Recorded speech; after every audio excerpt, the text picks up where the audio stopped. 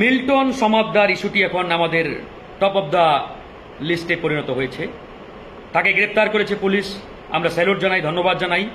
সে যদি অপরাধ করে থাকে প্রমাণ সাপেক্ষে তার বিচার দাবি করছে।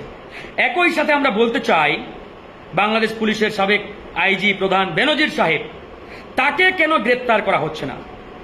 আর আজকে যারা মিডিয়া হোক, অ্যাক্টিভিস্ট হোক, রাজনৈতিক কর্মী, নেতা, যারা মিল্টন সমাদ্দারকে নিয়ে সোচ্চার, আপনারা কেন বেনজিরকে নিয়ে সোচ্চার হচ্ছেন না? মানে বেনজিরের অপরাধ কি মিল্টন সমাদ্দারের চাইতে কম? মিল্টন সমাদ্দারের চাইতে কি বেনজির সাহেব কম অপরাধী? মিল্টন সমাদ্দার যদি অবৈধভাবে টাকা আত্মসাৎ করে থাকে, লুটপাট করে থাকে, তার চাইতে 1000 গুণ বেশি লুটপাট করেছে পুলিশের সাবেক আইজি বেনজির। তাহলে আমরা এই বেনজিরকে নিয়ে কেন সোচ্চার হচ্ছি না? কেন তাকে নিয়ে আমরা কথা বলছি না? কেন? এই প্রশ্নটি আমি আপনাদের উদ্দেশ্যে করতে চাই, এই প্রশ্নটি রাখতে চাই। আশা করি এই প্রশ্নের উত্তর আপনার